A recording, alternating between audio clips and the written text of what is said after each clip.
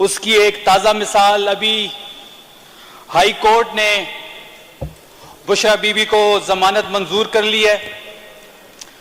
लेकिन इस मुल्क में जो चलाने वाले हैं इस मुल्क को शायद उनकी मर्जी नहीं है। इस वक्त जब हाई कोर्ट से यह फैसला आया कि बुशरा बीबी को जमानत उनकी मंजूर हो गई है, तो हमारे वकला इस वक्त कोर्ट में मौजूद हैं।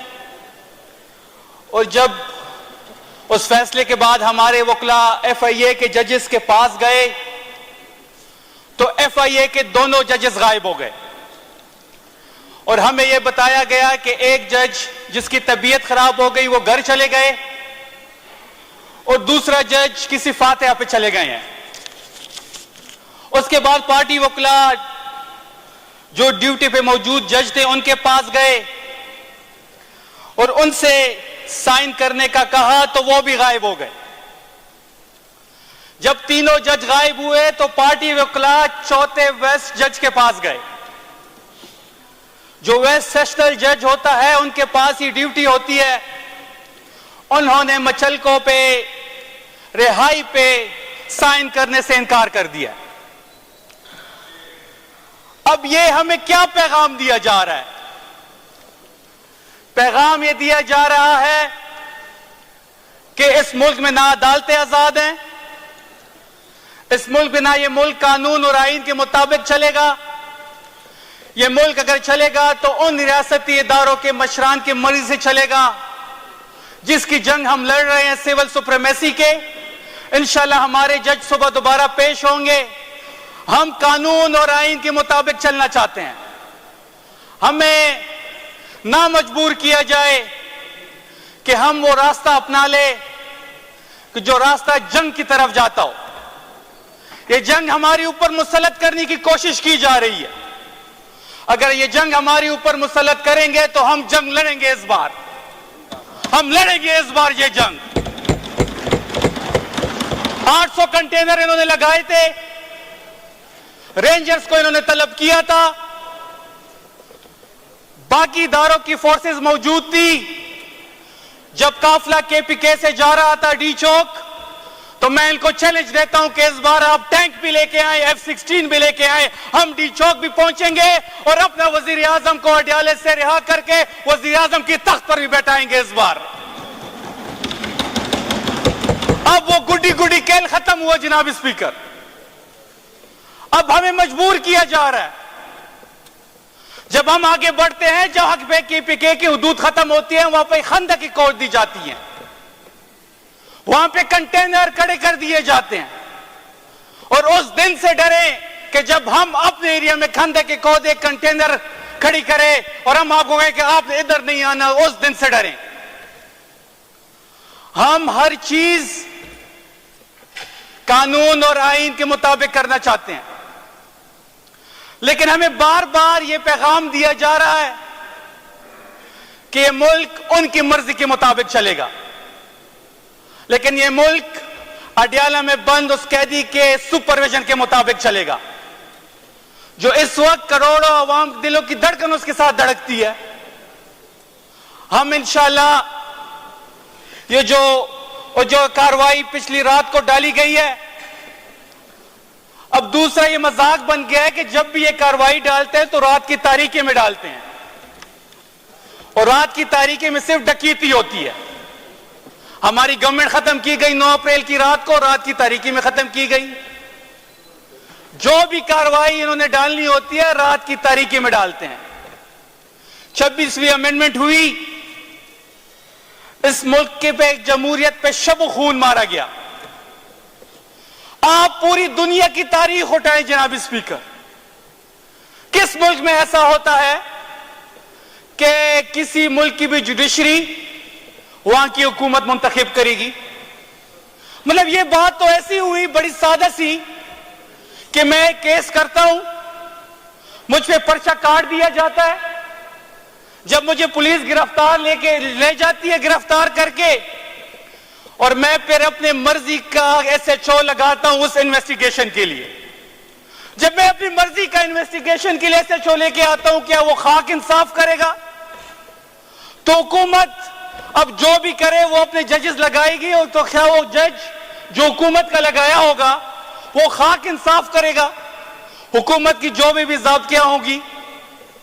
और 26वीं अमेंडमेंट में मुझे बड़ी अफसोस के साथ ये बात कहनी पड़ रही है कि सेनेट में एक बंदा उठता है जिसने सिर्फ सेनेट की सीट के लिए अपनी डोमिसाइल चेंज किया। उसकी एक लेगेसी थी 100 साल, बादशाह खान की एक लेगेसी थी, लीडर थे, हम सब मानते हैं। उसने अपने अबाओ अजदाद की जो इज्जत थी वो खाक में मिला दी। सिर्फ एक सेनेट की सीट के लिए उसने केपीके का डोमिसाइल चेंज करके बलूचिस्तान का डोमिसाइल बनाया। और उसके ऊपर कुछ दिन पहले तक वो एंटी एस्टेब्लिशमेंट का बयानिया जो था वो बना रहा था, फौज के खिलाफ बात कर रहा था। हम ये नहीं कहते कि फौज के खिलाफ बात करें, अपने इदारों के साथ खड़े हों, अच्छी बात है। लेकिन अचानक ऐसा क्या हुआ कि रातों रात उसने अपनी कीमत लगाई और फिर वो शख्स उठ के बानी पीटीआई का नाम लेता है। उसके मुंह से भी बानी पीटीआई का नाम लेना अच्छा नहीं लगता। ये वो बंदा है जिसको इमरान खान ने अपने घर में घुस के मारा है, अपने घर में उसको इलेक्शन की में हराया है। और मैं अभी भी कहता हूं कि आए मुकाबला करें मैदान में। वो पश्तो में कहते हैं राशा मैदानीशा, राशा मैदानीशा से पता दे लगी। और आपके मुकाबले में हम तहरीक इंसाफ का एक अदना वर्कर खड़ा करेंगे। आपकी औकात काउंसलर बनने की है नहीं। आपने डोमिसाइल चेंज करके बलूचिस्तान से सेनेटर बने, जिसने बनाया सबको पता। फिर आपने एक बयानिया बनाया एंटी एस्टेब्लिशमेंट वाला, रातों रात अपनी कीमत लगाई। और हमें पता है कि आपने कितने पैसे लेके 26वीं अमेंडमेंट में अपने आप को कितने में बेचा, हम सब पता है, ये सबको पता है। निसार साहब में हमारी कुलीग है, रोज उठते हैं, वो हुकूमत पे तनकीद करते हैं। वो खुद कहते हैं कि हम एंटी एस्टेब्लिशमेंट, उनका बयानिया एंटी एस्टेब्लिशमेंट का था। एंटी एस्टेब्लिशमेंट के बयानिए की वजह से वो यहां पे आए। उनकी पार्टी जो है वो एस्टेब्लिशमेंट की गोद में बैठ गई। ये वही लोग हैं जिन्होंने 80,000 पख्तूनों को बेचा। 80,000 हमारी शहादतें इन लोगों की वजह से हुई। इनके वालिद असफंदियार वली साहब खड़े होते थे और वो ये कहते थे कि वो नेशनल एक्शन प्लान को भी सपोर्ट करता हूं और जो मिलिट्री ऑपरेशन पख्तूनों पे हो रहा है मैं उसको भी सपोर्ट करता हूं। इनकी वजह से हमने 80,000 शहादतें दी। पख्तूनों का खून इन्होंने बेचा, अपने बिजनेस एम्पायर खड़े किए पख्तूनों की खून पे। आज ये पख्तूनों के लीडर बने हुए हैं। मैं इस फ्लोर से उनको वार्न कर रहा हूं कि आपको कौम जिस नाम से याद करती है हम वो नाम नहीं लेंगे। हमारी तरबियत ऐसी नहीं हुई। हम आपको वार्न कर रहे हैं कि अपने मुंह को संभालें। आप अगर आप आइंदा इमरान खान के खिलाफ या इस सूबे की चीफ एग्जीक्यूटिव के खिलाफ बात की, फिर हम फ्लोर पे वो बातें करेंगे जिसको आप सुन नहीं पाएंगे। जनाब स्पीकर, आखिर में मैं अपनी पार्टी के मुतालिक बात करना चाहूंगा कि हम इस वक्त डिफाइनिंग मोमेंट पे खड़े हैं। हम सब जो यहां पे आए हैं सिर्फ और सिर्फ इमरान खान की वजह से आए हैं। ना मेरा कोई जाती वोट है या ना यहां पे बैठे 93 लोगों का कोई जाती वोट है। अगर किसी की यह खाम ख्याली है कि उसका जाती वोट है तो फिर आए वो तहरीक इंसाफ की किसी वर्कर का मुकाबला करें। अब पार्टी लीडरशिप को भी यह पैगाम मैं इस फ्लोर से दे रहा हूं कि आप फाइनल कॉल करें, आर या पार हो इस बार। क्योंकि वर्कर यह चाह रहा है कि हमें उन्होंने वोट खान साहब की रिहाई के लिए दिया था। उस दिन जब खान साहब से कोई मुलाकात नहीं हो रही थी और इस फ्लोर पे बिल पास हो रहे थे तो वो किसी को भी पसंद नहीं आ रहे थे। मैंने फ्लोर मांगा, मुझे नहीं दिया गया। खान साहब से कोई भी चीज ज्यादा अहमियत है ही नहीं किसी चीज की, बिल पास होते रहेंगे। वो जी हमारे चेयरमैन साहब इंतहाई मुअद्दब, इंतहाई एहतराम के साथ वो प्रेस कॉन्फ्रेंस करते हैं कि जी 5 दिन से सेल की बिजली बंद है, किसी से मिलने नहीं दिया जा रहा।